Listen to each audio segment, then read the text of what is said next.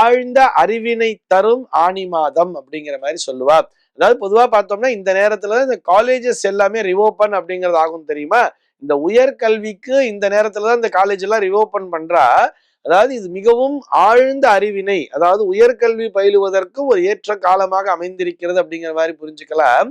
இந்த ஆனி மாதம் என்று வரும் பொழுதே இதனை பார்த்தோம்னா இந்த உத்தராயண காலத்தினுடைய கடைசி மாதமாக பார்க்கிறோம். உத்தராயணம் என்பது தேவர்களினுடைய பகல் பொழுதாக பார்க்கப்படுகிறது. ஆக இந்த பகல் பொழுதினுடைய கடைசி ஒரு 2 மணி நேர காலம்தான் இந்த ஆனி மாதம் அப்படிங்கிற மாதிரி புரிஞ்சுக்கலாம்.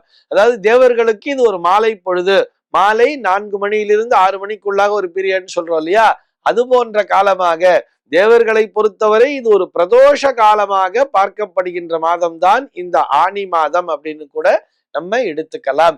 இதுல பார்த்தோம்னா இந்த ஆனி மாதத்திற்கு ஜேஷ்ட மாதம் என்ற பெயரும் உண்டு. அதாவது சாந்திரமான மாதங்களிலே இந்த மாதத்தினை ஜேஷ்ட மாதம் என்ற பெயரிலே குறிப்பிடுவார்கள். ஜேஷ்டான்னு சொன்னா பெரிய அல்லது மூத்த அப்படிங்கிற மாதிரி சொல்லுவா. இந்த மாதம் பார்த்தோம்னா ஒரு பெரிய மாதமாகவே அமைந்திருக்கிறது. அதனாலதான் பார்த்தோம்னா பெரும்பாலும் ஆனி மாதம் பார்த்தோம்னா 32 தேதிகளை கொண்டதாக இருக்கும். இந்த வருடத்துல கூட ஆனி மாசத்துல 32 தேதிகள் அப்படிங்கிறது உண்டு. இதனை ஒரு மிக நீண்ட மாதம் அப்படின்னு சொல்லலாம். இந்த ஆனி மாதத்துல பார்த்தோம்னா சூரியனானவர் மிதுன ராசியிலே சஞ்சரித்து கொண்டிருப்பதால் இதனை மிதுன மாதம் என்ற பெயரிலே கூட அழைப்பார்கள். மிதுன ராசி அப்படிங்கிறது கொஞ்சம் அளவிலே பெரிய ராசி மண்டலத்தை கொண்டது. அதனாலதான் இதுல பார்த்தோம்னா பகல் பொழுதினுடைய அளவு கூட ரொம்ப அதிகமாகவே இருக்கும்.